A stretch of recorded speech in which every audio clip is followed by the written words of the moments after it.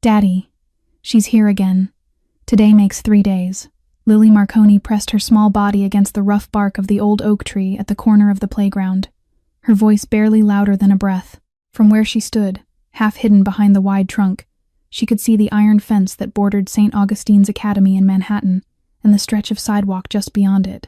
On the other end of the line, Dante Marconi went still. When he spoke, his voice had shifted in a way only Lily knew how to read. Are you sure it's the same woman? Same rabbit? Yes, Daddy. Same gray coat. Same scarf. She's holding the white rabbit again. Lily peeked around the trunk. The woman stood beyond the iron bars, exactly as she had the past 2 mornings. The plush rabbit pressed against her chest had grayed with time, one ear bent permanently from being held the same way too many nights. What is she doing right now? She isn't smiling. She isn't waving. She's just looking at me. In the conference room on the 42nd floor of Marconi Holdings, Dante rose slowly from the head of a long mahogany table. 6 capos sat around it, mid-sentence about a contested shipment at the Brooklyn docks. Every one of them stopped talking. Marco Romano was already on his feet, hand at his earpiece, moving toward the door. Listen to me carefully, Lily. Stay behind that tree. Do not walk toward the fence. Marco will be there in 8 minutes. I'm right behind him. Okay, Daddy. Are you frightened? Lily considered the question seriously, the way she always did. A little, but she doesn't look mean. She looks like she wants to cry. Something unreadable crossed Dante's face. Before he could answer, Lily heard footsteps on the bark mulch behind her. Lily, sweetheart, why are you standing all the way over here? Mrs. Whitfield, her homeroom teacher, had appeared at the edge of the playground, concern written plainly across her face. Lily looked up. I'm talking to my daddy. He wants to talk to you. The teacher took the phone with mild surprise. Hello? This is Margaret Whitfield. Mrs. Whitfield. This is Dante Marconi. The teacher straightened immediately. People always did, when they heard that name spoken in that tone. My daughter tells me a woman has been watching her for 3 consecutive mornings. Can you confirm whether someone is there now? Mrs. Whitfield turned, following Lily's line of sight past the oak tree, through the iron bars. Her face changed. Oh, she said softly. Yes, Mr. Marconi. There is a woman there, in a gray coat, holding a stuffed rabbit. Have you seen her before today? There was a pause, the kind that always preceded a confession. I noticed her 2 days ago. I assumed she was a relative connected to your household. She never approached the gate, so Dante did not raise his voice. He never needed to. A stranger has watched my daughter for 3 days, and no one thought to inform me. I am so sorry, sir. Bring Lily inside. Stay with her until Marco Romano arrives. He will identify himself. No one else comes near my daughter until I arrive. Yes, Mr. Marconi. The teacher knelt and handed the phone back, her hand trembling slightly now. Come along, darling. Let's go inside. But before Lily stepped away from the oak tree, she turned and looked one last time through the iron bars. The woman had not moved. The rabbit was still held tight against her chest, both arms wrapped around it, as though it were the only thing keeping her upright. And from across the distance, through the cool spring air and the morning light slanting between the bars, Lily saw something she had not seen on either of the previous 2 mornings. The woman was crying, silent tears, sliding down her face without sound, without movement, as if she had long ago stopped believing anyone would notice them. Lily's small hand tightened around the phone. Something inside her chest pulled toward the woman before she could stop it. Mrs. Whitfield's hand settled gently between her shoulder blades, guiding her toward the side entrance. Lily allowed herself to be led away, but the image of the crying woman stayed with her, pressed into her memory like a thumbprint on warm clay. Dante ended the call and slipped the phone into his jacket. The conference room had gone silent. 6 capos waited without moving. We're done here, Dante said. Vincent Castellano, the oldest, half rose. Boss, the Brooklyn shipment will wait. No one argued. Marco Romano was already at the door, speaking low into his earpiece, dispatching 2 cars and a perimeter team to St. Augustine's before Dante had crossed the room. Marconi Holdings occupied the top 6 floors of a glass tower on 5th Avenue, the kind of legitimate facade that made tax attorneys sleep peacefully and federal investigators grind their teeth. Imported leather, marble inlays, an original Rothko behind the receptionist. Everything chosen to suggest a man who built things rather than buried them. The private elevator descended in silence. In the underground garage, the black armored Escalade was already running. Marco took the seat opposite him, tablet in hand. 2 cars at the school, 3 men sweeping the perimeter. Sister Margaret's been notified. The gates are being sealed. And the woman? Still at the fence 90 seconds ago. She hasn't moved. The Escalade pulled into traffic. Marco glanced once at his boss, then said what he'd been holding behind his teeth. Boss, this could be a setup. Bianchi's been quiet for 3 weeks. Too quiet. Dante did not look away from the window. A woman with a worn-out stuffed rabbit? That isn't Bianchi's style. He sends bullets, not symbols. Stranger things have happened. Yes, they have. For a moment, his mind drifted to the last war. 18 months of bloodshed over the West Side corridor. 2 of his men dead in a parking lot off 10th Avenue. A Bianchi nephew floating in the East River, though no one had ever connected that to him in any room that mattered. The peace they had now was not peace. It was breath being held. But this woman did not fit any shape Salvatore Bianchi had ever cut. He pulled out his phone. Sister Margaret, this is Dante Marconi.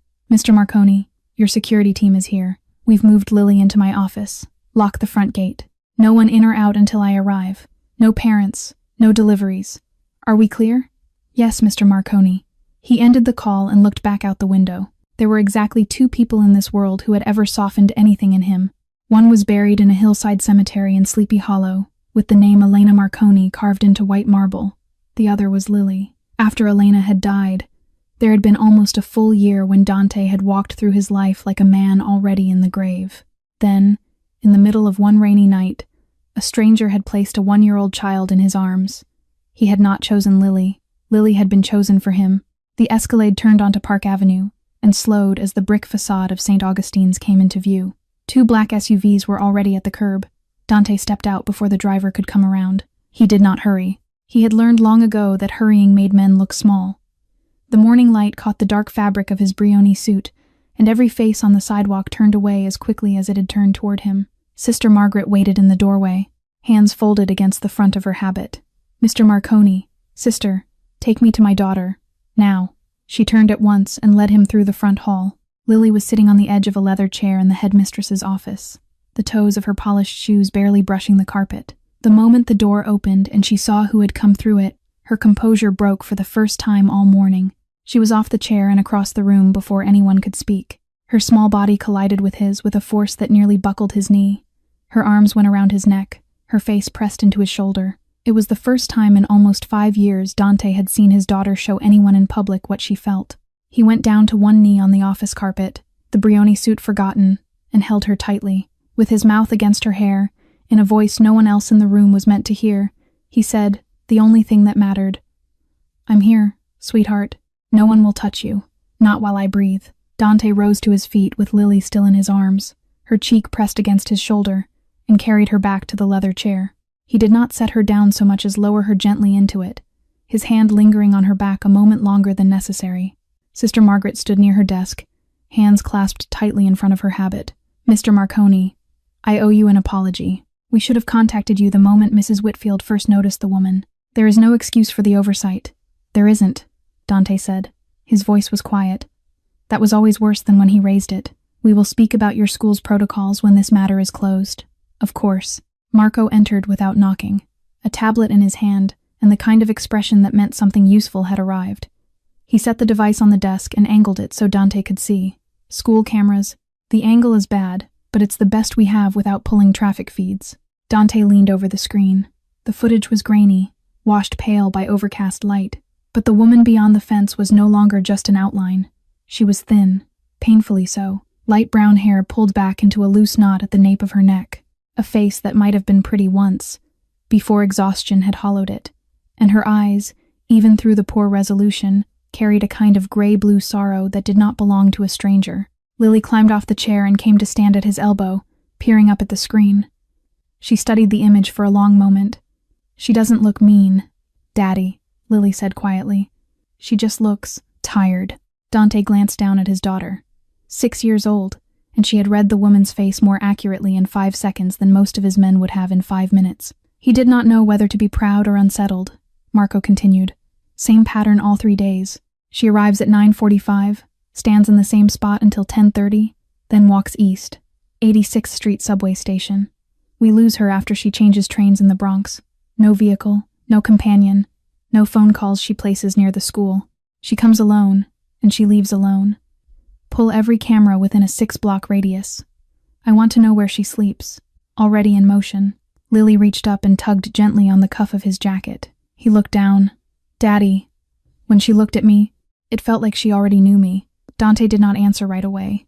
The words had landed somewhere he was not prepared for them to land. He looked back at the screen, at the grainy face frozen in profile, at the hands wrapped around the worn rabbit, and something cold turned over slowly in his chest. For one unguarded second, his mind slipped backward. 5 years ago, a hospital room on the upper floor of Mount Sinai. Elena's hand in his, lighter than it had any right to be. The cancer had taken almost everything by then, even her voice. He had bent his head close to hers in the last hour, and she had whispered something he had carried with him every day since. "Don't let yourself disappear, Dante. Promise me." He had promised, and then he had broken that promise the very next month, and the month after, until the night a stranger arrived at his door with an infant in her arms and somehow saved him without ever knowing she had. He came back to the present with the same cold turning over inside him. He looked at the woman on the screen again. He had seen those eyes before. He could not place where, and the inability to place it was worse than the recognition itself. "Marco, boss, we're going to Greenwich. Now, send a second car ahead. I want the house secured before we arrive." "Already done." Dante crouched down to Lily's level and brushed a stray piece of hair behind her ear. "We're going home, sweetheart. Not the apartment, the big house." Lily nodded without protest. She understood, in the way she always did, that the rules had shifted. He straightened and looked one last time at the tablet. The frozen image stared back at him, and for a reason he could not articulate.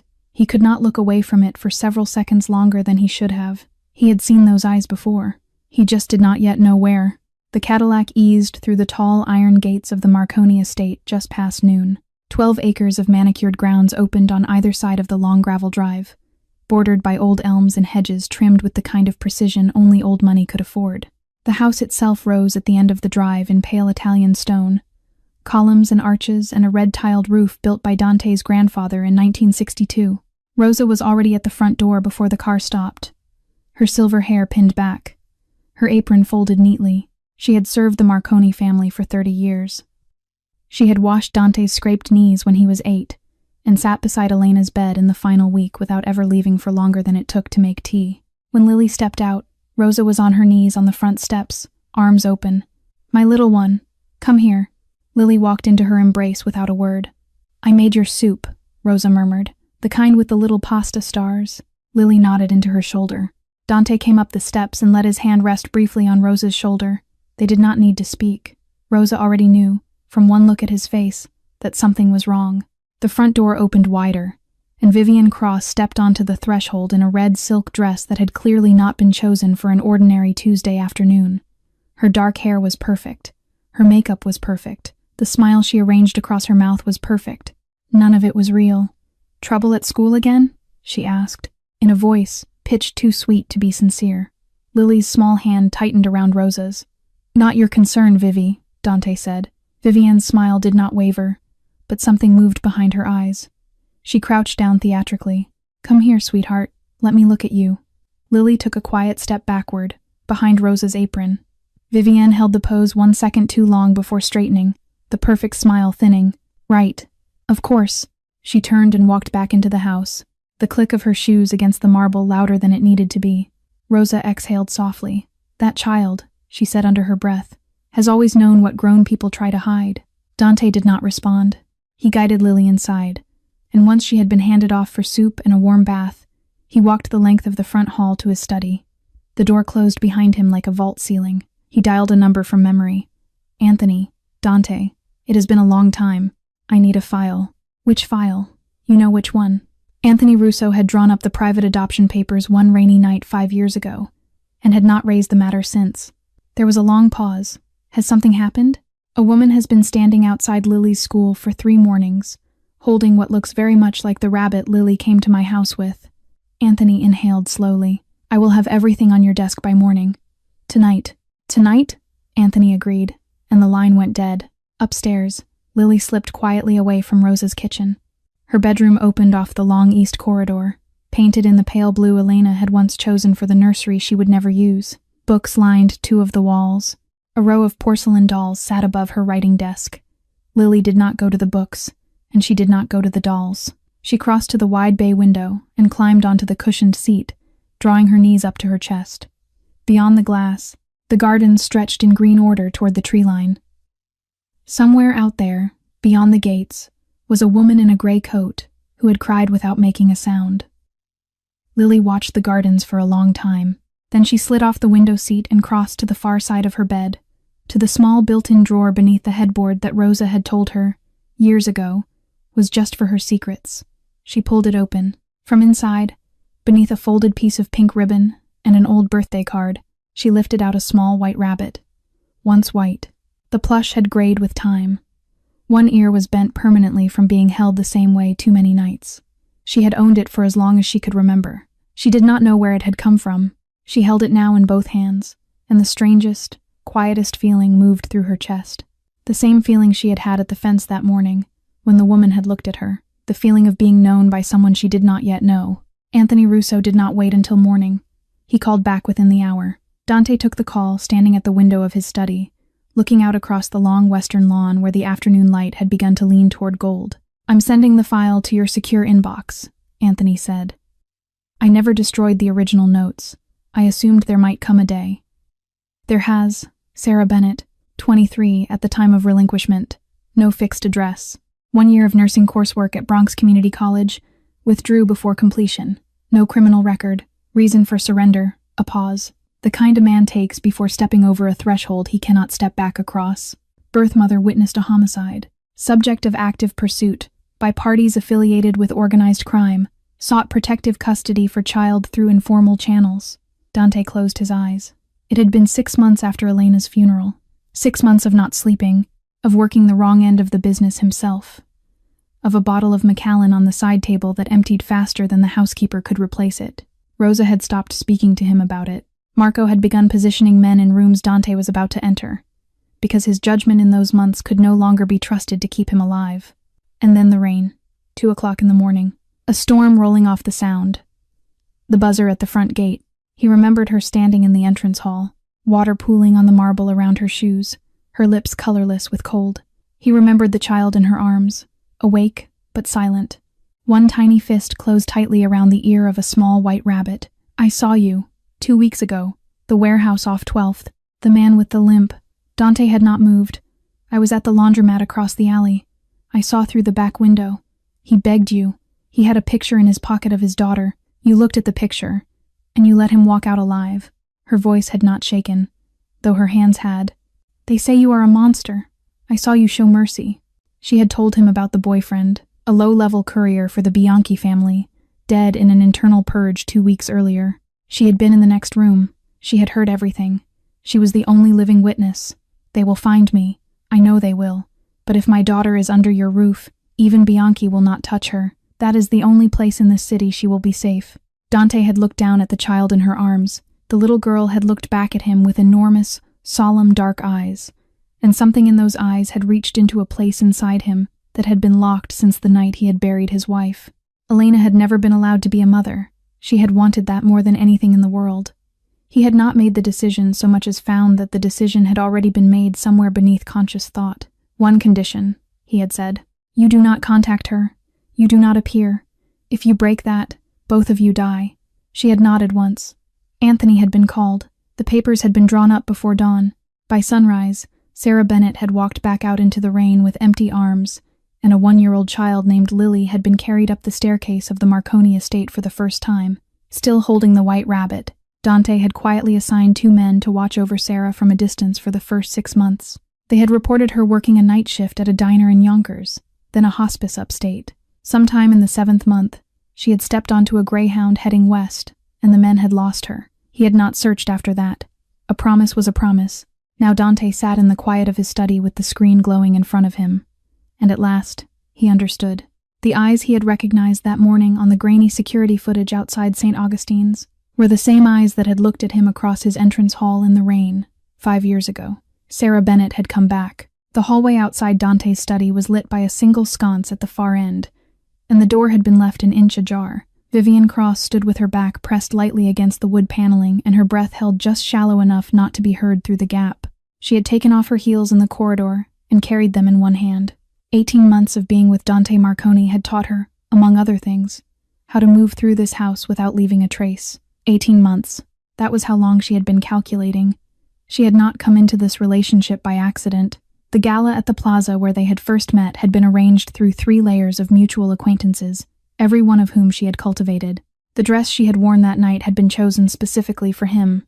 She knew what kind of women Dante Marconi noticed, and she had made herself into one of them. The plan had been simple. Become indispensable, become unremovable, become the next Mrs. Marconi, and there was only one obstacle in the way of that plan: the child, Lily, with her quiet, dark eyes that always seemed to see through whatever expression Vivian arranged on her face. Lily, who never quite leaned in for the embrace, never quite returned the smile, never quite relaxed in the same room with her. The child knew, the way animals knew, and Dante, for all his ruthlessness elsewhere, was soft toward his daughter in a way that meant Vivian would never be allowed to push the issue directly. Through the gap in the door, she heard Dante speaking on the phone in the slow, controlled tone he used only when something had gone wrong.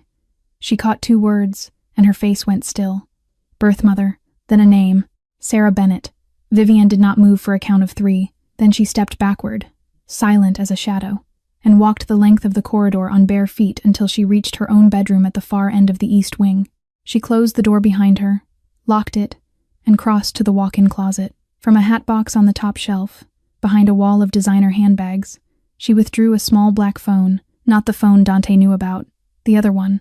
She dialed a number from memory. It was answered on the second ring. "Tell me you have something useful," said a voice on the other end, low and gravelly with cigarettes.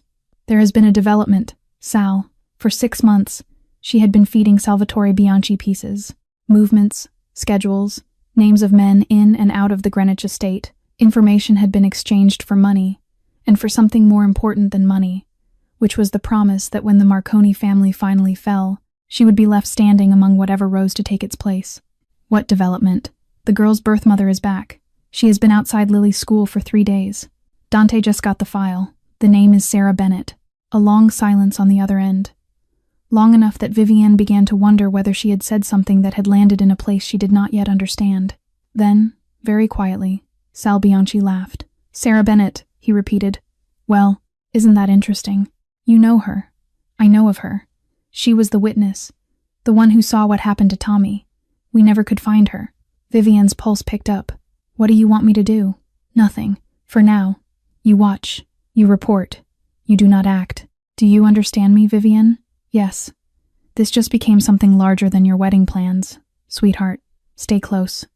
Stay quiet. I will tell you when to move." The line went dead. Vivian lowered the phone slowly, her perfect manicure white against the black plastic, and stared at her reflection in the closet mirror for a long moment without quite seeing it. 2 floors above, in the pale blue bedroom at the end of the east corridor, Lily sat cross-legged on her quilt with the white rabbit cradled in her lap. A soft knock came at the door, and Rosa entered carrying a tray with a small mug of warm milk and a plate of 2 shortbread cookies. "My little one, you have not come down for supper." "I'm not hungry, Rosa." Rosa set the tray on the writing desk and came to sit on the edge of the bed. Her eyes went, almost at once, to the rabbit in Lily's hands. "Rosa." "Yes, sweetheart. How long have I had this rabbit?" Rosa hesitated. It was a small hesitation, only a heartbeat. Lily caught it. "From the day you came to us, my love. You have never let it out of your sight." Lily was quiet for a moment, her small fingers tracing the bent ear. "The woman at the school," she said softly. "She had one just like it." Rosa's hand, which had been smoothing Lily's hair, stopped moving. "Lots of people probably have rabbits that look the same, right?" Lily asked, her voice perfectly innocent. Rosa managed a thin smile and bent to kiss the top of her head, but her eyes, when they lifted again, had gone wide and worried in a way Lily was not meant to see. In her heart, the old woman had already guessed. By morning, Marco had her. A boarding house off Webster Avenue in the Bronx, 3 flights up, a single room with a shared bathroom at the end of the hall. The landlord remembered her. A quiet woman, paid 2 weeks in cash, no visitors, no trouble. She had given the name Sarah Bennett. She had not even bothered to use a false one. "Do we move her?" Marco asked. They were standing in Dante's study, the early sun slanting across the desk. "No, I go alone." Marco's expression did not change, but his silence carried weight. "Boss." "Alone, Marco." "And Miss Cross?" Dante did not look up from the file in front of him. "Vivian is not to know I have left the house. Tell her I am at the Manhattan office until evening." Marco understood the order beneath the order, and he nodded once and left. Dante drove himself, which he rarely did, and arranged the meeting through a single text message to a number Anthony Russo had supplied. Riverside Park, the bench at 110th, overlooking the Hudson, 11 o'clock. He arrived at 10:45. The morning was clear and cool, with the light off the river silver and unforgiving. A few joggers passed. A nanny pushed a stroller along the lower path. Dante sat with his coat unbuttoned and his hands folded in his lap and watched the water. She came along the path at 3 minutes to 11. Even from 20 yards away, he saw what 5 years had cost her. She had been thin then. She was thinner now, the kind of thin that did not belong to dieting or stress. Her face had lost its softness around the eyes and at the corners of the mouth. The gray coat hung looser on her shoulders than it had on the security footage. Cradled against her chest, exactly as it had been at the schoolyard fence, was the small white rabbit. He understood now what he had not understood until last night. There had been 2 of them, a pair. She had given Lily one and kept the other. She stopped a few feet from the bench. Her eyes met his, and held. "Mr. Marconi, sit down, Miss Bennet." She lowered herself onto the far end of the bench, the rabbit still against her chest, her hands trembling faintly around it. He did not turn his head toward her. "We had an agreement. I know. Why have you come back?" There was a long pause. The wind moved through the branches above them, and a gull cried somewhere over the water. "I am dying, Mr. Marconi." He did turn his head then. She kept her eyes forward. "Acute myeloid leukemia. They told me 3 months ago. They are giving me 4 months. Maybe a little less, maybe a little more." He did not speak. "I am not here to take her back. I would not do that to her. I would not do that to you." She drew a breath that caught somewhere in her chest. "I only wanted to see her one time before I go. To know I made the right choice. I was going to leave today. After this morning, I had already bought the bus ticket." The anger that had carried him from Greenwich to this bench began, quietly, to drain out of him. It did not leave anger in its place. It left something heavier and harder to name. "Where have you been?" he said. "Detroit, mostly. I worked at a charity hospice. I did the night shifts. The Bianchi people stopped looking when the rumor got around that I was dead. I let the rumor stand. I did not come within 400 miles of New York for almost 5 years. Then why now?" "I told you why." She turned, finally, and looked at him fully. Her eyes were the same gray blue he had recognized through the security footage, and they were the same eyes that had looked at him in his entrance hall in the rain. There were tears in them, but the tears did not fall. She had clearly learned, somewhere in the last 5 years, how to hold them. She reached into the inside pocket of her coat and withdrew an envelope, white, sealed, slightly bent at one corner. She placed it on the bench between them. "For her, when she is 18, or whenever you decide she should have it. I do not need her to know who I am. I do not need her to know I existed. I only needed to see her smile, to know she was happy." Dante looked down at the envelope, then at the woman who had placed her daughter into his arms when he had been a man too broken to be trusted with a kitten, and who had walked back out into a storm because she had decided he was the only chance her child had. He looked at the rabbit against her chest. He thought of Lily, asleep 2 floors above his study last night, holding the other one, Miss Bennet. "Yes, you are coming back to the house with me." Her head turned sharply. "No, no. That is not what Lily deserves to know the truth. And you deserve more than one look from across a fence."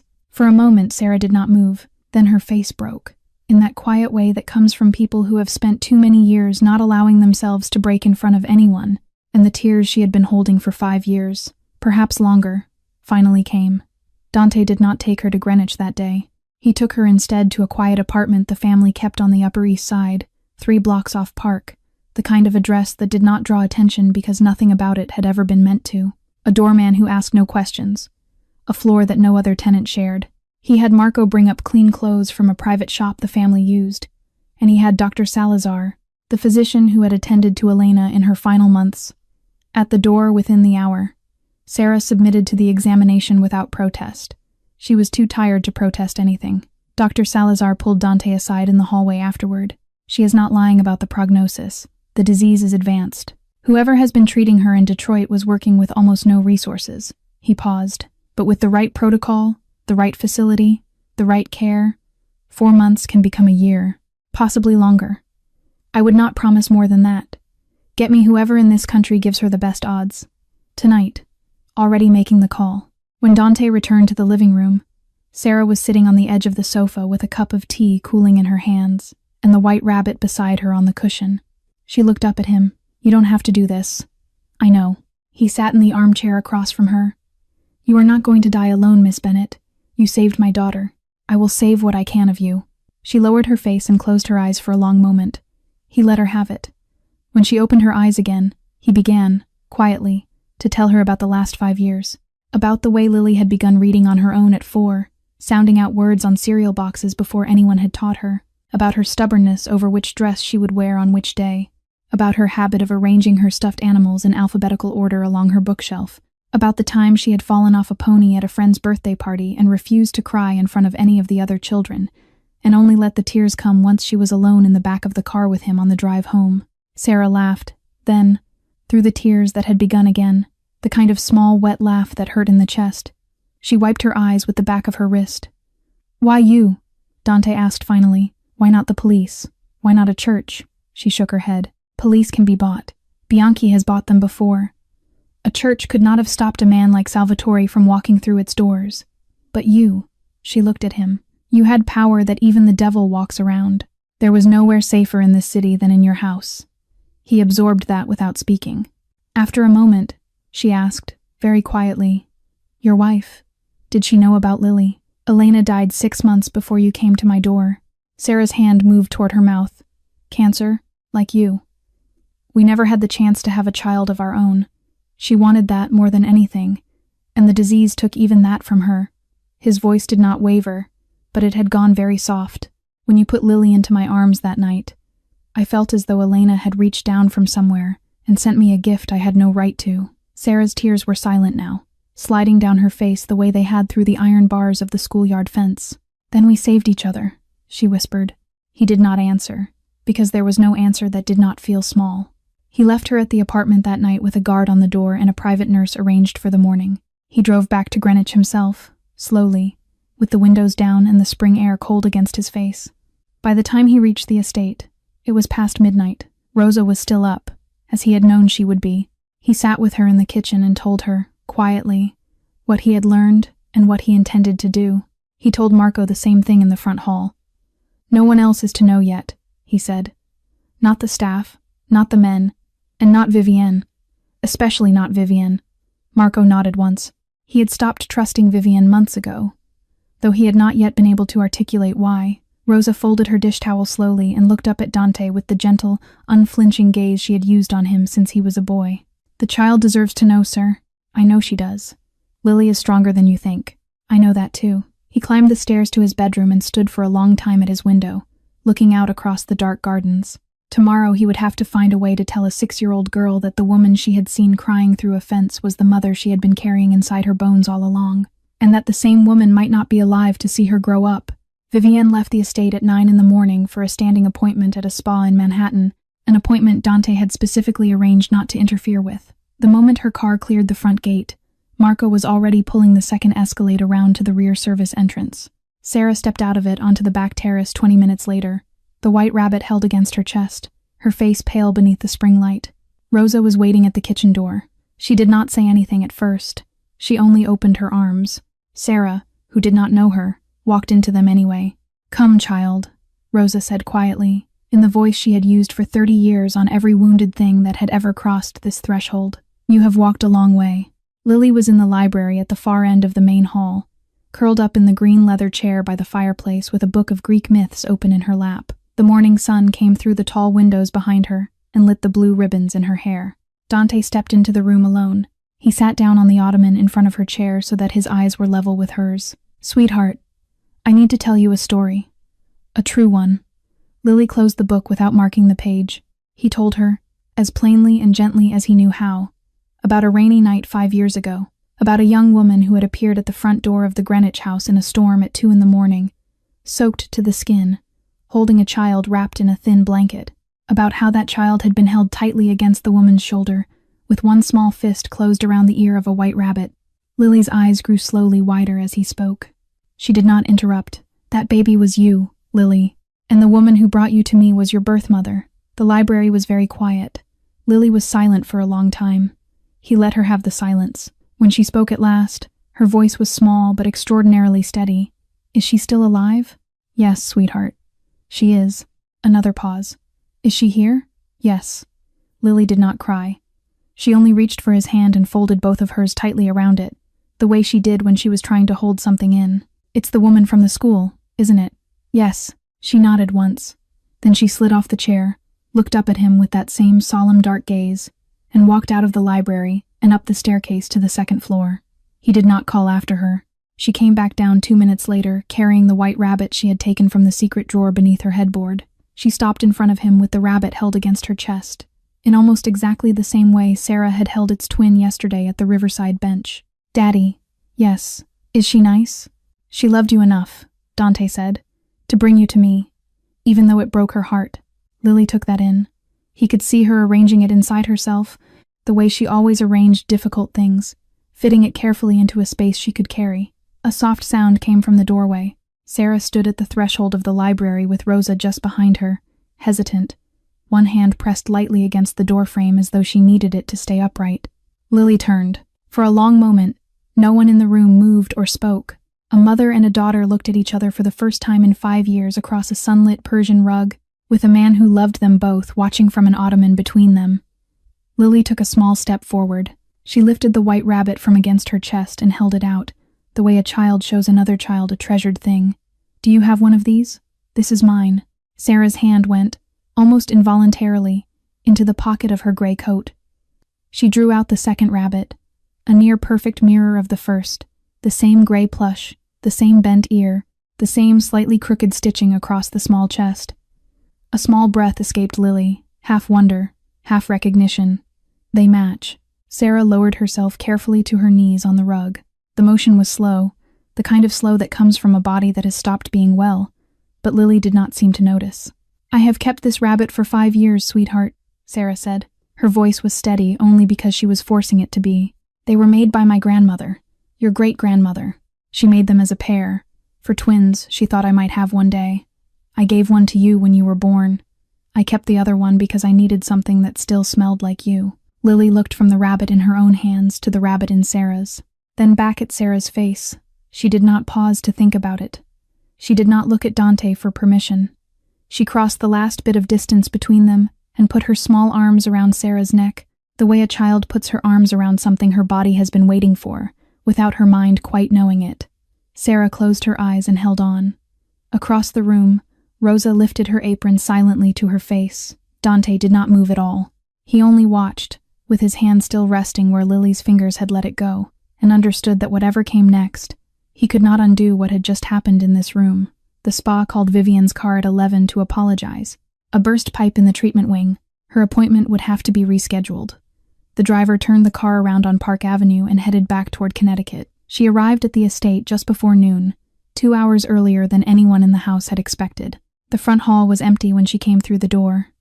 The staff had been quietly cleared from the main floor on Dante's orders. Though Vivian did not yet know that, she set her purse on the entry table and was halfway to the staircase when she heard it. Laughter. Lily's laughter. Bright, unguarded, real laughter, coming from somewhere down the long hall. Vivian stopped on the second step. In 18 months of living in this house, she had heard Lily laugh perhaps 3 times, and never that way. She turned and walked silently down the corridor toward the library. The door was ajar by perhaps 4 inches. She did not push it open. She tilted her head and looked through the gap. She saw Dante on the ottoman. She saw Lily sitting on the rug. And she saw, between them, kneeling on the Persian carpet with one of her hands resting lightly on the child's, a thin woman in a gray sweater whose face Vivian had not seen in person before but recognized instantly. The woman from the security footage. The woman who, she now knew, was named Sarah Bennett. The blood went out of Vivian's face in a single, slow drop. Her plan? The plan she had spent 18 months building stone by stone, had a body now. A body sitting on a rug in a sunlit room, holding hands with the child Vivian had been working around for over a year. She arranged her face in the time it took to draw 2 breaths, fixed the perfect smile across her perfect mouth, and pushed the library door open. "Oh," she said brightly. "Are we entertaining guests?" 3 faces turned toward her. Sarah's hand drew back instinctively from Lily's. Dante rose to his feet without hurry. Vivienne, you are home early. The spa cancelled. Imagine my surprise. Her eyes had not left Sarah. And who is this? An old friend of the family, Dante said evenly. Sarah, this is Vivienne. Vivienne, Sarah. She will be staying with us for a while. Sarah did not stand. She did not extend a hand. She managed only a small, careful nod. Vivienne's smile stretched a fraction wider and a fraction thinner. It was the family part of old friend of the family that told her everything. Dante was lying to her. He had decided to lie to her. He had decided, in his own house, that she was not to know the truth. That, more than the woman on the rug, was what struck the match. Lily slid off the carpet and reached for Sarah's hand again. Come on, she said. I want to show you the garden. There's a koi pond. Sarah let herself be drawn up to her feet, slowly, and Lily led her past Vivienne and out of the library without looking up. The two of them disappeared down the hall. Vivienne waited until their footsteps had faded, and then she turned to Dante. Who is she really, Dante? As I said, an old friend. Old friends don't sit on the floor with your daughter. This one does. I am the woman you are sleeping with. I have a right to know who is being brought into this house. Dante's gaze, when it settled on her, was perfectly level and entirely without warmth. You are a woman I am dating. There is a difference. The words landed with a small, almost surgical precision. 18 months of careful work, 18 months of being seen as something more, reduced in a single sentence to the only thing she had ever actually been to him. She did not let her face show it. She had spent her whole life learning not to let her face show things. I see, she said softly. Good. He walked past her, out of the library, in the direction Sarah and Lily had gone. In the garden, on the iron bench beside the koi pond, Sarah sat with her arm around Lily's small shoulders. The early afternoon sun came down through the dogwoods, scattered and pale. Why did you have to go away? Lily asked. Because there were people who would have hurt you if I stayed near you. Sweetheart, I went away so they would forget about you. What is your job? I help sick people, in a place where they go when they are very tired. Did you love me? Every single day, for 5 years. Lily was quiet for a moment. Then she asked the only question that mattered. Are you going to stay with me? Sarah's arm tightened, almost imperceptibly. She did not look down at the child against her side. I will stay with you for as long as I possibly can, sweetheart, as long as I possibly can. 2 stories above them, framed in the second-floor window of her bedroom, Vivienne Cross stood watching the bench by the koi pond. Her arms were folded tightly across her chest. Her perfect face had gone very still. Her eyes were on fire. The guest suite Sarah had been given was at the far end of the west wing, 3 doors down from the main staircase. Rosa had laid out a clean nightgown and set a small lamp on the bedside table. The window faced the orchard, and from it, on a clear night, you could see the lights of the boathouse down by the pond. Sarah had been lying in bed for an hour, not sleeping. When she heard the soft sound of bare feet outside her door, she sat up. The door eased open. Lily stood in the gap in a long white nightgown, her braids undone for the night, the white rabbit tucked under one arm. She did not say anything. She only looked at Sarah, the way a child looks when she is waiting to be invited. Come here, sweetheart. Lily climbed onto the bed and settled herself into the curve of Sarah's arm, as though she had done it every night of her life. Sarah folded the quilt up over both of them. Mama, Lily whispered. Can I tell you a secret? Sarah's chest pulled tight at the word. She had not been called that in any conscious memory the child possessed. Yes, baby, you can tell me anything. Lily was quiet for a moment, gathering it. Then it came out, softly, the way a child who has held something too long finally lets it down. She doesn't like me. Who, sweetheart? Vivienne. When Daddy is not in the room, she looks at me like I am something dirty, like I am garbage that nobody took out. Sarah went very still. How long has this been happening? A long time. Since she came. Why have you not told your father? Lily took a small breath. Because every time I almost did, Vivienne would say, Your daddy already lost your mommy, Elena. Do you really want to make him sad again? And she said if I told him, he would think I was a bad child. He would think I was the trouble in the house, not her. Sarah's hand began, very slowly, to stroke the back of her daughter's hair. What has she done, baby? It came in pieces, the way these things always come in pieces from a child. The orange juice spilled across her homework the night before a project was due. The hard pinch on the inside of her arm at the dinner table when no one was looking, leaving a mark Vivienne told her to say came from a fall. The afternoon Vivian had taken the white rabbit from her room while she was at school and dropped it into the kitchen trash, and Rosa had quietly fished it out before the bag went to the bin. The thunderstorm last August, when Lily had been on the back terrace with her watercolors and Vivian had come outside, gone back inside, and locked the terrace door behind her. Lily had stood in the rain for almost 20 minutes before Marco had come around the side of the house and seen her through the kitchen window. One time she pinched me hard enough that it went purple. She said if I told Daddy, she would tell him I fell off the swing and that I was lying because I wanted attention. Sarah did not speak for a long moment. She could not, just yet. She only held the small body against her own and pressed her lips to the crown of her daughter's head, and waited until her voice could be trusted. "Baby, why didn't you tell him?" Lily's answer was very small. "Because Daddy is lonely, Mama. He stands at the window at night sometimes and looks at the picture of Mommy Elena. He thinks I'm asleep, but I see him. He has already lost somebody. I didn't want him to lose somebody else." Sarah closed her eyes. There it was, the shape of the thing. A 6-year-old girl, carrying the weight of a grown man's grief, choosing to swallow her own pain rather than add to his. Sarah's daughter had been protecting Dante Marconi from the inside of his own house, alone, for who knew how many months. "And why are you telling me, sweetheart? Why am I the one?" Lily considered that very carefully, the way she considered everything that mattered. "Because you don't belong to this house yet. You can leave if you don't like me. Daddy can't make Vivian leave without being sad about it. But you, Mama, you can just be on my side." Sarah felt the tears come, hot and silent, and did not try to stop them this time. "Listen to me, baby. Listen carefully. You are not going to carry this by yourself anymore. Mama is here now. Mama is going to find a way. I do not know yet how, but I promise you, she is not going to touch you again, and you are never, ever going to lie about your bruises again." Lily nodded against her chest. After a while, the small body in Sarah's arms grew heavier. The breathing slowed. The hand wrapped around the white rabbit went loose. For the first time in 5 years, Lily Marconi fell asleep against the body of the woman who had carried her into the world. Sarah did not sleep at all. Sarah eased out of the bed at 6 in the morning, careful not to disturb the small body still curled into the pillow beside her. Lily did not stir. The white rabbit was tucked under her chin, its bent ear resting against her cheek. Sarah pulled on a borrowed sweater, drew the door of the guest suite closed behind her with a soft click, and went down the back stairs to the kitchen.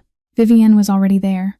She sat on a high stool at the marble island, in a silk robe the color of pale champagne, both hands wrapped around a porcelain cup.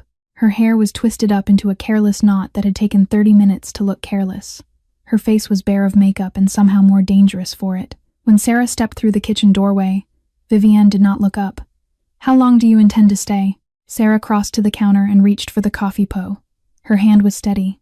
She had decided, an hour ago in the dark, exactly how this conversation was going to go. "Long enough," she said quietly, "to know that you have been hurting my daughter." The cup paused halfway to Vivian's mouth. Then she set it down, carefully, on the saucer, and turned on the stool. "Your daughter, my daughter," Vivian laughed. It was a small, brittle sound. "Lily is Dante Marconi's daughter. You are a stray he has taken in for a week. Don't get confused about which side of the door you stand on." Sarah poured the coffee. She did not raise her voice. She had spent 5 years working in a hospice. She had stopped needing to raise her voice at anyone a long time ago. "I do not care what you think I am. I do not need you to call me anything. But if you put your hands on my daughter again, even a look that lasts too long, you will regret it. Are you threatening me?" Vivian's mouth tilted into a thin smile. "You have no power in this house, Sarah Bennett. You have a name on a sealed file and a few months of nostalgia, and that is all." Sarah lifted the cup. "I do not need power," she said. "I only need to tell Dante what Lily told me last night." The smile thinned further. The color in Vivian's face went. She caught it almost at once, but not quickly enough. "She is a child. Children make things up." "Not this one," Sarah said. "Not about the orange juice on the homework. Not about the rabbit in the trash. Not about the locked terrace door in the rain. And not about the bruise on the inside of her arm." For a moment, the kitchen was so quiet that the hum of the refrigerator sounded loud. A footstep came in from the hallway. Rosa appeared in the doorway carrying a small tray with sliced fruit and a plate of pastries. She had been on the back stair for at least the last full exchange. Her eyes, when they found Vivian, had no warmth in them at all. "I have suspected you for a long time," Rosa said quietly. She did not raise her voice either. She did not need to. "Now I am sure." Vivian stood. The stool scraped back across the tile. "Excuse me." she said, with the perfect, practiced lightness of a woman remembering an appointment, and walked out of the kitchen. Upstairs, behind the locked door of her bedroom, the perfect lightness fell off her face like a wet sheet. She crossed to the closet, dragged down the hat box, pulled out the black phone, and dialed. It rang twice. "Tell me you have something useful," said the voice on the other end. "It is worse, Sal. The mother has been here less than a day, and the child has already told her everything. The old woman has heard. They will go to him with it. I need you to move." A pause. "Calm down, sweetheart. He will throw me out by tonight." "He will not throw you out by tonight. He is a man who likes to verify before he acts. You have at least a few days, probably a week. Stay quiet. Let her talk. Let the mother stay. The longer she is in that house, the better for what I am planning." "What you are planning?" "Things you do not need the shape of yet, sweetheart. You watch. You report. That is your job." The line went dead. Vivienne sat on the edge of her bed with the phone still in her hand. She did not understand the full shape of what Sal Bianchi was building, but she understood that her hand was still on the table, and so long as it was, she had not yet lost. Down in the garden, on the stone path between the rose beds, Lily was crouched beside Rosa, examining a snail on a flat leaf with the concentrated solemnity she brought to all small living things. She heard Sarah's footsteps before she saw her. She turned, her whole face opened. "Mama!" She came across the gravel at a run. Sarah caught her, lifted her, and held her against her chest, and the morning sunlight fell across the two of them as though they had been there together every morning of Lily's life. By the second afternoon, Vivienne had decided that Sal Bianchi's patience was a luxury she could no longer afford. If Sarah lived, Sarah would talk. If Sarah talked, Dante would put it together. And once Dante put it together, no plan of Sal's would matter, because Vivienne herself would not survive long enough to see it executed. The solution presented itself, neatly, in the medical chart Dr. Salazar had left on the desk in the upstairs library. Sarah Bennett, acute myeloid leukemia, compromised platelets. Anyone with that blood work who began to bleed would not stop bleeding easily. Vivienne spent 40 minutes that afternoon at the desktop computer in the small reading nook off her bedroom, researching anticoagulants. She had a private prescription pad from a doctor in Manhattan she had paid off 2 years ago for entirely different reasons. By 3 o'clock, a small vial of liquid sat in her cosmetics case. At 4, Sarah went out to the back terrace to read. Lily was upstairs at her piano lesson, with the woman who came on Tuesdays and Thursdays. The kitchen was empty for 10 minutes. Vivienne had been watching for those 10 minutes for 2 days. The pitcher of cranberry pomegranate juice on the counter was for Sarah. Rosa poured her a glass with every meal because Dr. Salazar had said it would help her count. Vivienne stood with her back deliberately to the corner camera, her body shielding the counter, and emptied the vial into the pitcher. She rinsed the small bottle in the sink, dried it on a paper towel, and dropped both into the bin under 3 layers of other trash. At 4:15, Rosa carried out the tray. Sarah drank 1 glass and a few sips of a second. By 4:45, the back of her throat had begun to taste of metal. By 5 o'clock, the bleeding had started. Lily came back downstairs from her piano lesson at 5:15, looking for her mother, and found the door of the guest bath at the end of the west hall ajar. She pushed it open. Sarah was on the tile floor. There was blood on the white sink, blood on the front of her blouse, blood pooling slowly on the marble around her face. She was conscious. Her eyes met Lily's. Lily did not scream. Lily ran. She made it down the long corridor to the front hall in 8 seconds, and she did not stop running until she found Marco in the courtyard. Marco was in the upstairs bathroom 30 seconds later. Dante was on the phone to Dr. Salazar within 90. The Escalade was on the drive, with Sarah in the back seat, and Marco's hand pressed flat against a folded towel under her nose, in under 4 minutes. Dante drove. He did not let anyone else drive. Lily sat in the front passenger seat with her hands clenched white in her lap and did not say a word the entire way to the private surgical wing on the Upper East Side. Dr. Salazar met them at the side entrance. The blood work came back inside an hour. "This is not the disease," he said quietly to Dante in the corridor outside the room where Sarah now lay sleeping under sedation, an IV running into her arm. "This is anticoagulant toxicity. A high oral dose. Someone gave it to her."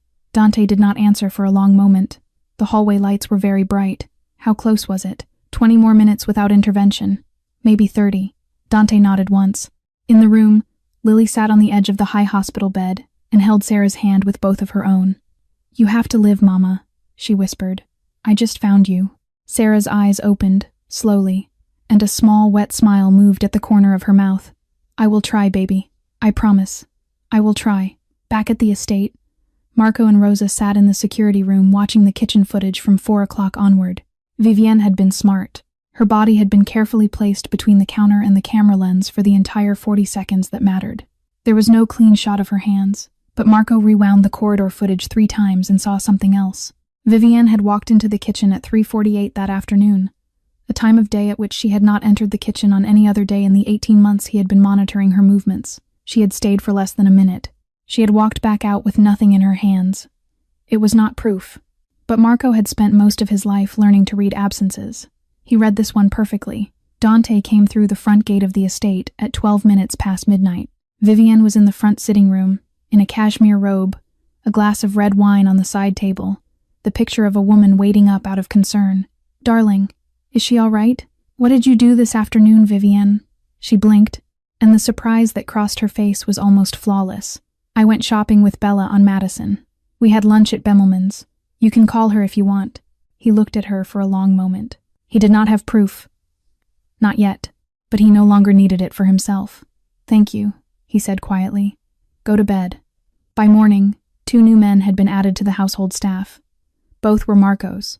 One stood in the kitchen at all hours. Every glass and every plate that came up to Sarah's room was tasted by him before it reached her. That night, Dante stood for a long time beside Lily's bed, watching her sleep with the white rabbit tucked under her chin. "No one," he said softly to no one but himself, "is going to harm her mother. Not while I am still in this house." Sarah came home from the hospital on the 4th day. She was paler than she had been before, and the hollows beneath her eyes had darkened, but Dr. Salazar had stopped the bleeding cleanly, and her counts were already climbing again. She walked through the front door of the Marconi estate on Marco's arm, and Lily came down the staircase at a run and did not let go of her for the rest of the afternoon. That evening, in the small sitting room off Dante's study, he closed the door and sat across from Sarah on the green damask sofa. "I want you to stay, Dante, not as a guest, not for a few months.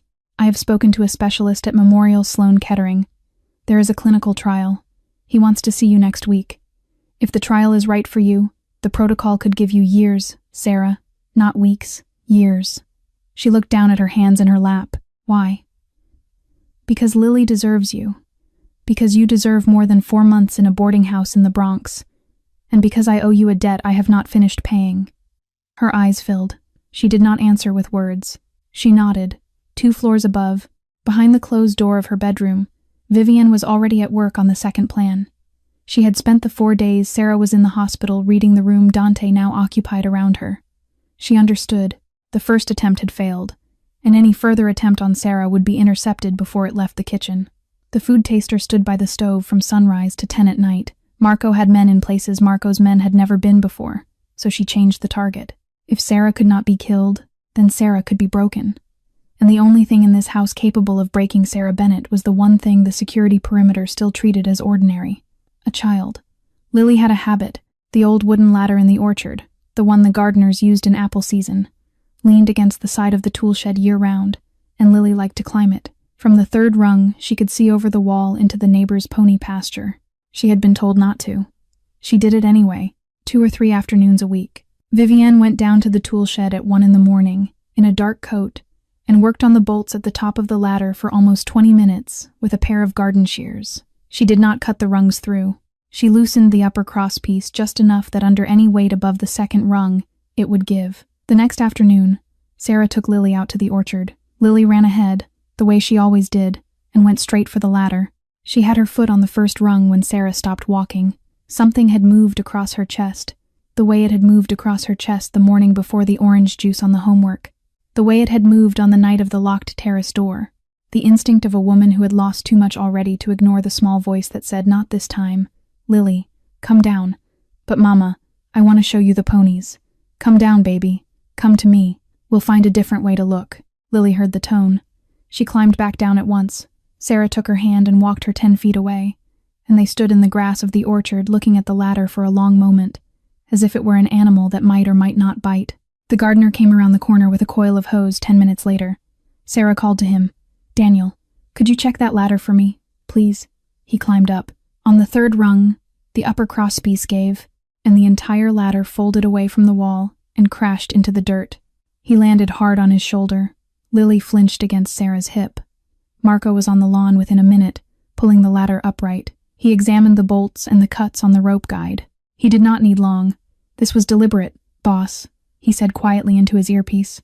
Someone did this last night. Dante called every member of the household into the front hall within the hour.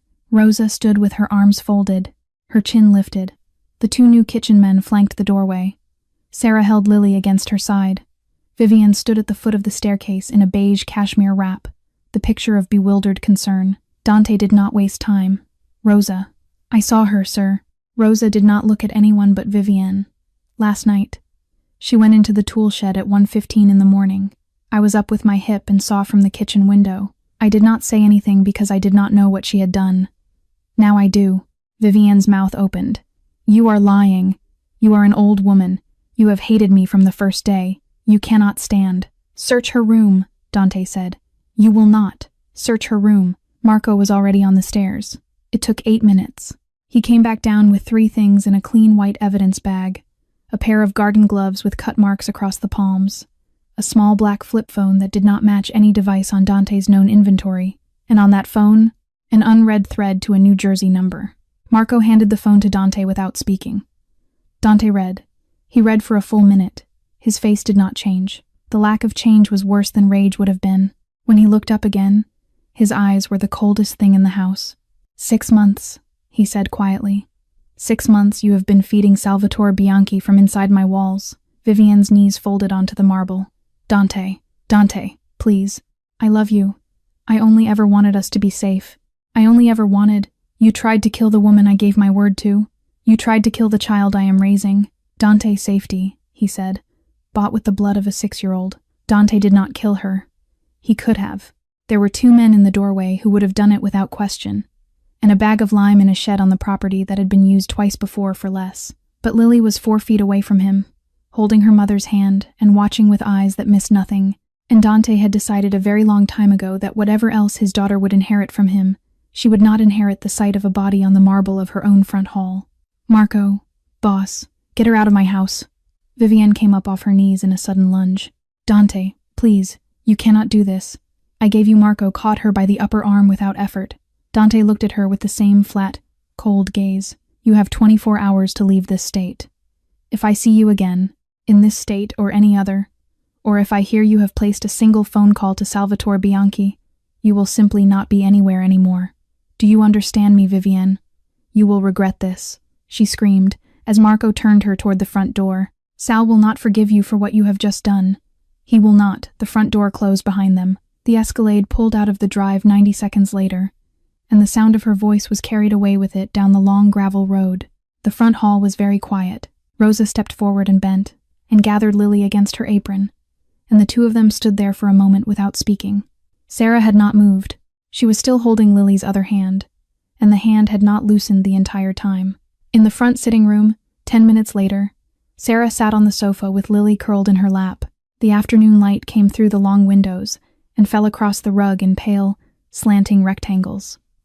Is she gone, Mama? Yes, baby. She is gone. Lily was silent for a moment, her fingers playing with the cuff of Sarah's sweater. I was scared of her, Mama. The way she looked at me like she hated me a lot. I know, baby. Will she come back? She will not come back, sweetheart. Not ever. Your father has made certain of that. Lily considered that, and then nodded slowly into her chest. The door of the sitting room opened, and Dante came in. He stopped just inside, looked at the 2 of them, and crossed quietly to the sofa. He sat down on Sarah's other side without saying anything for a long moment. Finally, he said, I am sorry. Lily looked up at him. I did not see what was happening inside my own house. I should have seen it. I should have seen it months ago. I am sorry, sweetheart. Lily slid out of Sarah's lap and into his. I do not blame you, Daddy. You were lonely. Lonely people do not always see. Dante closed his eyes for a long second and held his daughter against him without speaking. Over the top of Lily's head, his eyes met Sarah's, and a small, silent thing passed between them, the kind of understanding that does not need to be said, the kind that is built out of children, and danger, and the shared knowledge of having very nearly lost the same thing. That night, after Lily had been put to bed with the white rabbit tucked under her chin, and Rosa sitting in the armchair by the door reading aloud from a book of fairy tales. Dante asked Sarah to come out onto the small private balcony off his study. The night was cool. The sky beyond the cypress trees was a deep, clean black. "I do not want you to live in fear, Sarah. I do not want Lily to live in fear. I know. I am asking you to stay. Permanently. Not as a guest. Not for the trial." He paused. He chose the word carefully. "As family." Sarah did not look at him for a long time. She understood what he was offering, and what he was not. He was not offering her his bed. He was not offering her the place that had once been Elena's. He was offering her something quieter and, in its own way, more permanent. A roof, a name, a side of the table. "Lily deserves to have both of us," she said softly. "Yes, all right." Dante turned his head. "And you," he said, "deserve more than 4 months. Whatever this trial costs, whatever doctor in any country in the world is best for what you are facing, I will find him. I will pay him. I will fly him in. You are not going to die on my watch, Sarah Bennett. Not while there is anything left for me to do about it." Sarah lowered her face. The tears that had begun, very quietly, were not the tears of grief. They were the tears of a woman who, for the first time in her entire life, had been told by another human being that she was worth saving. Below them, on the floor of the music room, soft notes had begun to drift up through an open window. Lily had crept down the back stairs in her nightgown to play one slow, careful piece on the piano before Rosa caught her. Rosa stood in the doorway of the music room with her arms folded and watched the small back, the bent head, the small hands moving across the keys. She did not stop her. She only smiled. The warehouse sat off Van Brunt Street in Red Hook, behind a row of dry-docked fishing trawlers that had not moved in 15 years. The sign on the front door said Bianchi Import and Supply in faded gold letters. There had not been an honest crate of anything inside the building since 1983. Vivienne arrived at 11:30 that night in a town car she had paid for in cash. She had not crossed the state line. She had not even crossed the Hudson. She had checked into a hotel in Midtown under a name on a passport Dante did not know about, and from there she had come straight to Brooklyn. 2 men with neck tattoos led her through the side door without a word. Sal Bianchi was sitting at a steel desk under a single hooded lamp at the far end of the main floor. He was a large man, broad through the shoulders, head shaved smooth, a long scar running from the corner of his right eye down into his jaw. He did not stand when she walked in. "You did not leave the state. No. You were told to leave the state. I have something for you, Sal. Something you will want before you decide what I am worth." He leaned back in the steel chair. The lamp threw the scar into shadow. "You have failed me, Vivienne. You have been thrown out of the house I planted you in. You are no longer of any use to me. I am being very polite about that, considering." Sarah Bennett. He did not move. The woman in the Marconi house. The mother of the child. 6 years ago, Sal. The witness. The silence in the warehouse stretched. Sal leaned forward slowly, both forearms on the desk. Tommy Calabrese. She was in the next room when it happened.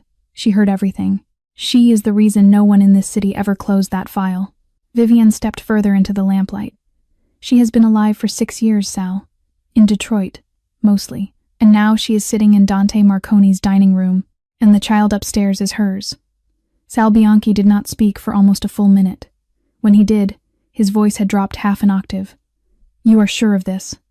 "I read the file. I saw the route the night she came to the house. I have heard her say the name of the laundromat across the alley from the warehouse off 12th. A slow, deliberate smile moved across his mouth. It was not a pleasant smile. It belonged to the kind of man who had waited a very long time for the right reason to do a thing he had already decided to do. "Then this is no longer a war over warehouses, sweetheart. No.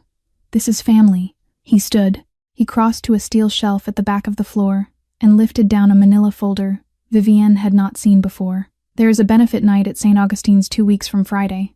A children's recital. Your little Lily is on the program. Piano. Chopin, I am told. How do you— I have had a man on that school payroll for 4 months, Vivienne. A guard named Patrick. He wears the uniform. He runs the back hallway by the music wing. He is not paid much by the school. He is paid a great deal more by me." Sal opened the folder and slid it across the desk. "Sarah Bennett will be there. Dante Marconi will be there. The girl will be backstage, in a small dressing room with 1 bodyguard at the door. Not 2, not 3, 1. The auditorium will be full of donors. Marconi will not turn that room into a war zone. He will not draw a weapon in front of 300 Manhattan parents holding programs. Vivienne stared at the folder. You will take her. I will take both of them. The mother to settle Tommy. The girl to bring Dante through my door on his knees. Vivienne's mouth tilted. I want to see him kneel. You will see, Sal said quietly. Considerably more than that. 2 miles north and 40 miles east. In the music room of the Marconi estate, the chandelier above the grand piano had been turned low, and the Steinway was open. Lily sat on the bench in her white nightgown with her hair down for bed, but her piano teacher had stayed for an extra hour after dinner because Friday's recital had become important to all of them. The piece was the second movement of Chopin's Nocturne in E-flat. She was almost there. Sarah sat on the small velvet sofa by the window with her knees tucked under her, the white rabbit on the cushion beside her, listening with her hand pressed lightly against her mouth. Dante came through the doorway from his study and stopped at the entrance to the room. He did not interrupt. He stood for a long moment and watched his daughter's small hands moving across the keys, and his eyes drifted to Sarah on the sofa and the line of her profile in the low light. He crossed the room without making a sound and sat down beside her. After a moment, almost without thinking, he laid his hand over the back of hers on the velvet. She did not pull away. The music kept rising. None of the three of them, in that warm and lit and quiet room, had any way of knowing that 2 weeks from Friday, the life they had only just begun to build was already being measured for a coffin in a warehouse in Red Hook. 2 Fridays later, the auditorium of St. Augustine's Academy was full. Sarah wore a deep blue silk dress that Rosa had taken in twice for her thinner frame. Her hair, which had begun to grow back darker than it had been, was pinned in a soft twist at the nape of her neck. Her color was better than it had been in months. The trial protocol at Sloan Kettering had begun to take. Lily wore white, with 2 French braids and a pale green ribbon at the end of each. She had not stopped moving all afternoon. She had practiced her Chopin 12 times in the morning and refused lunch. Dante wore black. He had doubled the security at the school perimeter. Marco and 4 men in the building, 2 more in the parking lot, a car running on the avenue. He had argued with himself for 3 days about whether to allow Lily to perform at all, and Lily, with the stubbornness she had inherited from no one he could name, had won. The lights came down at 7. Lily was the 11th child to play. When the headmistress called her name, she walked across the stage in her white dress with her chin lifted, the way Dante had taught her to walk into rooms, and she sat down at the Steinway. Then she played. Sarah began to cry in the 3rd row almost as soon as the first phrase of the nocturne settled into the room. Quietly, without movement, without bringing her hand to her face, tears that ran down without permission. Beside her, Dante reached over and laid his palm flat across the back of her hand on the armrest, and did not move it for the entire piece. The applause when she finished was the kind of applause that shifts a room. Backstage, in a small dressing room off the music wing, Lily needed to change into the simpler dress she would wear for the reception in the front hall. The teacher who supervised the children backstage had stepped away to manage the next performer. Sarah took Lily's hand. I will go with her, she said to Dante. It is 2 doors down. Dante looked at Marco. Marco gestured to one of the 4 men, a young soldier named Anthony Pereira. Stay on the door. No one in or out except them. Yes, sir. They stepped into the corridor. The fluorescent lights buzzed faintly. The music wing branched off the main backstage hall, and at the far end of it stood the stage door, propped slightly open against the warm spring night. Patrick, the school security guard, stood at the corner where the corridors met. He nodded politely as they passed. He had nodded politely at Lily every morning for 4 months. Sarah and Lily and Pereira reached the dressing room. Pereira positioned himself in the corridor outside. Sarah closed the door. Behind them, Patrick moved. Pereira did not have time to turn fully. The needle went into the side of his neck before his hand reached his weapon, and his body slid down the wall in a controlled drop a man Patrick's size knew exactly how to manage. The stage door at the end of the hall pushed wider. 3 men in dark coats came through it on quiet shoes. Sarah heard the dressing room door open behind her and turned, and her eyes had time to find the first man's face, and she had time to draw breath to scream. And then a gloved hand came across her mouth, and a forearm came around Lily's small waist, and they were lifted. Sarah fought. She fought hard, but her body was not what it had been 3 months ago, and the man holding her was not a man who could be fought. Lily did not cry out. She had heard the soft, sliding sound Pereira's body had made against the wall. She understood, in the way only a child raised by a man like Dante Marconi understood, that crying out at this exact second would make things worse for her mother. They were carried, all 4 of them moving fast, down the music corridor and out the propped stage door into the alley behind the building. A black panel van waited with its sliding door open. Sarah and Lily were inside it within 20 seconds of the dressing room door first opening. The van was rolling before the door had finished sliding shut. Inside the auditorium, Dante stood in the back, accepting a handshake from a board member he did not particularly like, and his eyes moved naturally toward the side door he expected Sarah and Lily to come back through any minute. It had been 6 minutes. His phone vibrated against his chest. Marco's voice, very tight. "Boss, Pereira is down. Music wing. Dressing room is empty." The handshake fell away from Dante's hand mid-motion. He did not run. He moved through the crowd at the speed of a man who knew that running drew witnesses. He was through the side door and into the corridor in 20 seconds. Pereira lay against the wall, breathing but unconscious. The corridor was empty. The stage door at the far end was still open. The alley outside was empty. Marco was at his elbow with the GPS tracker on the tablet within 40 seconds. The tiny dot they had embedded in the seam of Lily's dress that morning was already moving. It was moving south, toward Brooklyn.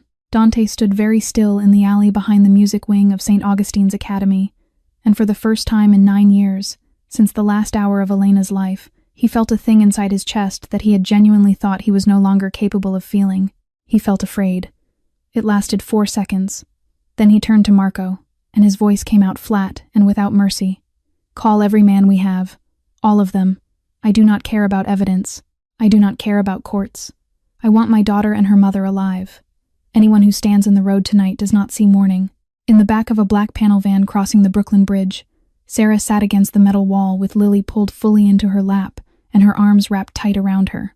A piece of dark fabric had been tied across Lily's eyes. Sarah's mouth was free, now. She bent her head down close to her daughter's ear. "Mama is here, baby. Mama is here. Mama is here." Lily did not cry. She was, the entire ride, exactly as cold and quiet and steady as Dante Marconi had taught her to be. The van rolled into the Bianchi warehouse 46 minutes after it had left the alley behind St. Augustine's. The big sliding door at the side of the building rose just enough for the van to pass through and dropped again behind it. Sarah and Lily were brought out under the single hooded lamp at the center of the floor. The air smelled of diesel, of old metal, of the river. 2 long rows of empty steel shelving ran into the dark on either side.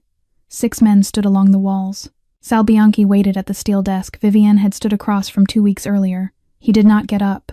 Vivienne was beside him. She was wearing a black coat and a deep red lipstick she had taken pains to apply correctly. And the moment she saw Lily walking on her own 2 feet across the warehouse floor, the perfect smile she had been holding at the corners of her mouth for an hour finally arranged itself fully. "Hello, Lily. Do you remember me?" Lily did not answer. She lifted her face and looked at Vivienne with a steady, level, unflinching contempt that did not belong to a 6-year-old child. It belonged to the man who had raised her. Sarah stepped between her daughter and the desk, and the man holding her arm led her, because it amused Sal to watch. "Do not touch her." Sal Bianchi finally rose. "Sarah Bennett." He came around the desk slowly. "You have been very hard to find. You have what you want now. Let her go. Send her back. I will stay." "Oh, you are going to stay, sweetheart. We are not negotiating that part." He stopped in front of her. The scar on his cheek caught the lamp. "You are the woman who saw what happened to Tommy Calabrese. You are the reason that file has sat open on a desk in this city for 6 years. Tommy was my sister's son. This was supposed to end 6 years ago. Then end it. Just me. Send her home. I'm going to end it." Sal smiled. "But first, I am going to bring Dante Marconi to this floor on his knees. I am going to make that man ask me for something. Then we will see what the night looks like." He turned and nodded to one of his men, who lifted a phone and tapped a screen. A message was sent. "Warehouse 14, Red Hook.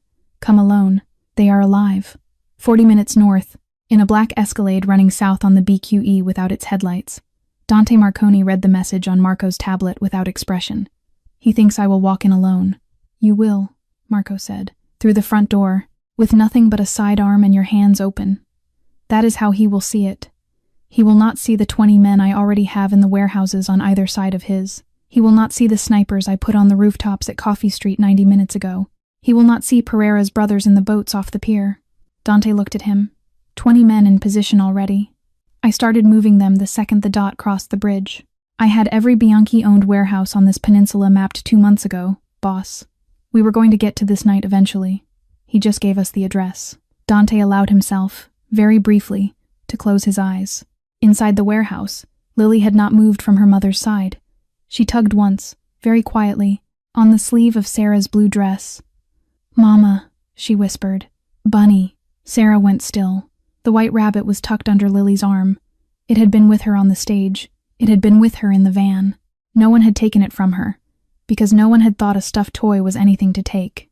Inside, one of its long ears, sewn between the seam and the stitching, was a tracker the size of a coin.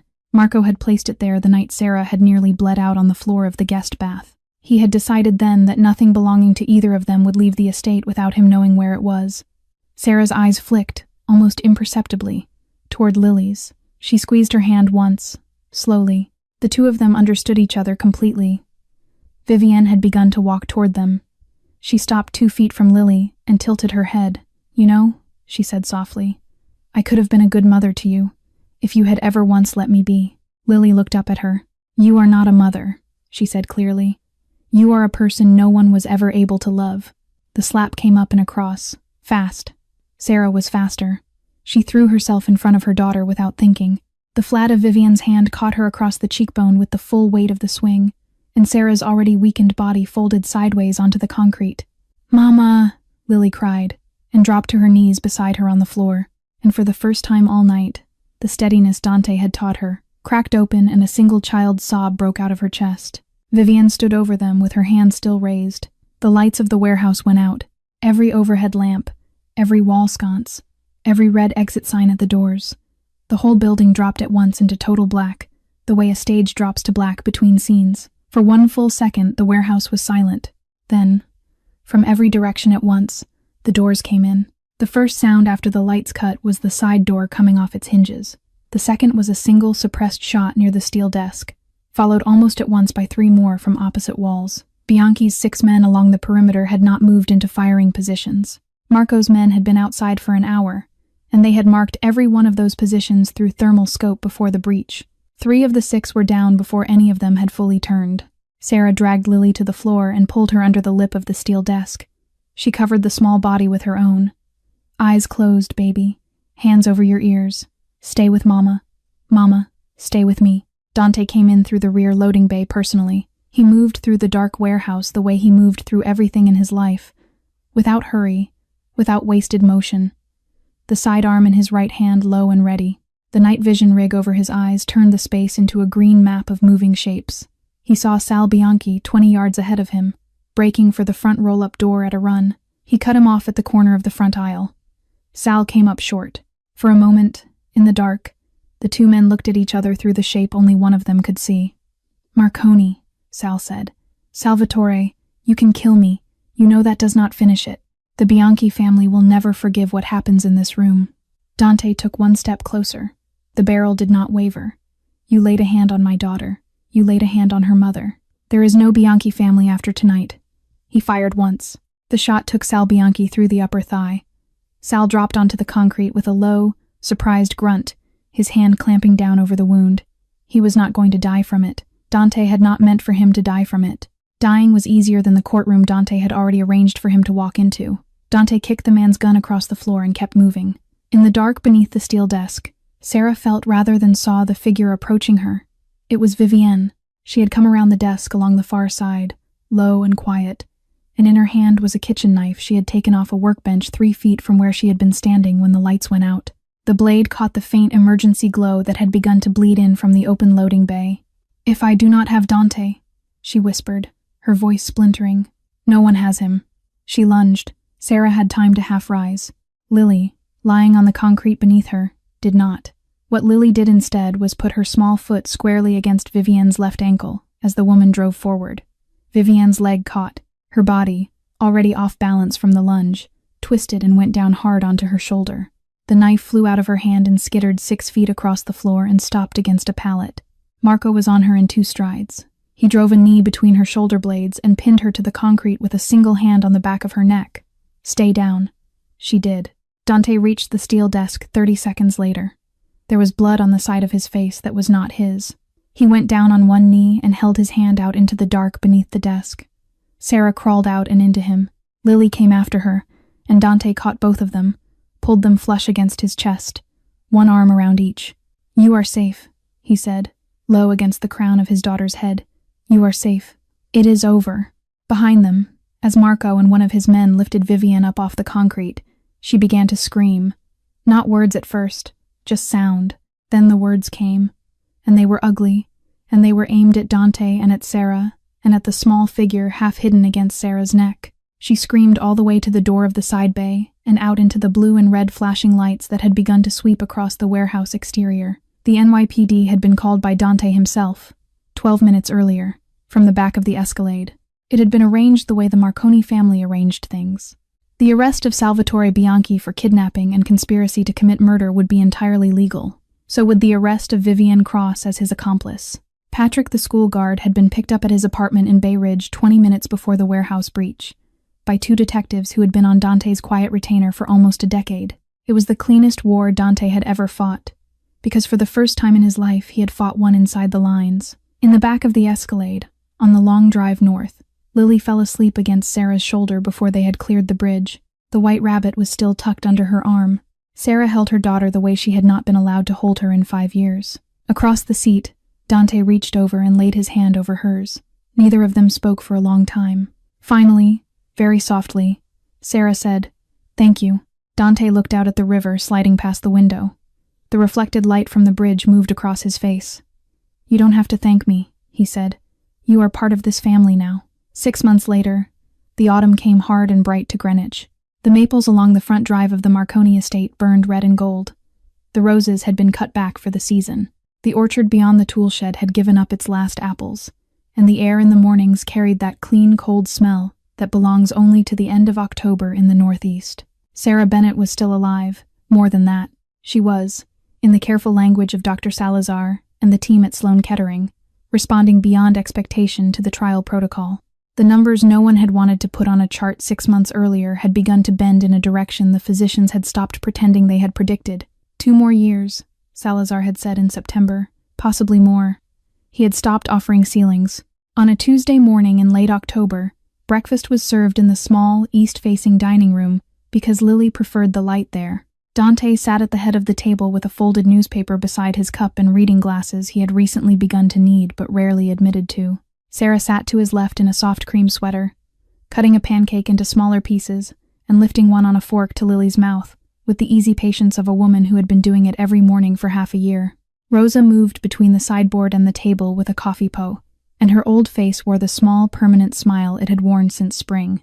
Above the sideboard, in a simple silver frame, hung a photograph that had been taken in the garden in June. Sarah sat on a stone bench in a pale blue dress between Dante and Lily. Dante's hand rested on the back of the bench just behind Sarah's shoulder. Lily was laughing at something none of them remembered. Sarah was not Dante's wife. She still slept in the guest suite at the far end of the West Wing. The two of them had never spoken openly about what they were to each other. Some understandings did not require speaking. They both knew that Elena Marconi was still in the deepest chamber of his heart. They both knew that Sarah's borrowed years were borrowed. What they had built in the rooms between those two truths was something quieter than romance and stronger than friendship. And it belonged to Lily as much as it belonged to either of them. That afternoon, Lily came home from school with a folded sheet of construction paper in her bag. She had painted a family in art class. 3 figures stood together on green grass in front of a tall house with a red roof. A man in dark clothes, a woman in a blue dress, a small girl with 2 braids holding both their hands. And above them, drawn in soft white and gold above a gentle blue cloud, a 4th figure, a woman with long dark hair and a smile, looking down. "That is Mommy Elena," Lily said when she showed it to Dante in the study. "She is my guardian angel. She watches us from the cloud." Dante did not answer for a long moment.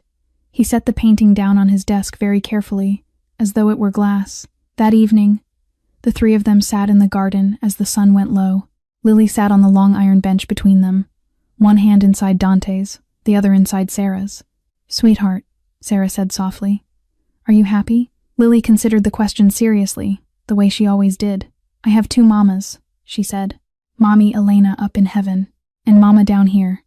And I have Daddy. I am the luckiest kid in the whole world." Sarah looked down at her plate of apples.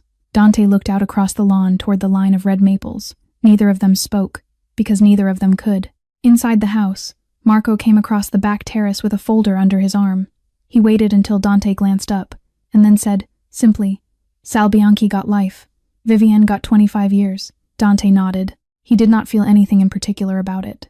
The past had closed. He turned back to the garden, where Sarah had stood up and begun to chase Lily slowly across the grass. And Lily was shrieking with laughter and running in zigzags, and the late autumn sun was on all of them. He left the folder on the bench and walked out across the lawn to join them. The three of them ran until they were all out of breath, and the sound of their laughter carried across the gardens and up into the windows of the great stone house, where Rosa stood watching with her dish towel pressed against her face. There are families that are made by blood, and there are families that are made by choice. Sometimes, the strongest family of all is the one that is made by both, mended together by sorrow, and held together by a love big enough to keep all of it from breaking apart. Dear viewers, thank you so much for staying with Lily, Sarah, and Dante all the way to the end. This story is, at its heart, about how love finds its way through the most impossible doors. It reminds us that the people who raise us are not always the people who give us life, and that sometimes the bravest act of love is to place what we cherish into hands stronger than our own. It reminds us that children see the truth long before adults are ready to admit it, and that listening to a child's quiet fear can save a life. It reminds us that no fortress, no power, no name in the world matters as much as a kitchen at sunrise, a small hand inside yours, and the laughter of the people you fought to keep. If this story moved you, please take a moment to hit the like button. Share this video with someone who needs a reminder that love can rebuild what life has broken, and subscribe to our channel so you never miss the emotional stories we bring you every single day. We would truly love to hear from you. Did Lily's quiet courage remind you of a child in your own life? Have you ever had to make a choice as painful as Sarah's? Or open your heart again like Dante? Please tell us in the comments below. Share your story. Share your thoughts. We read every single one, and your words mean the world to us.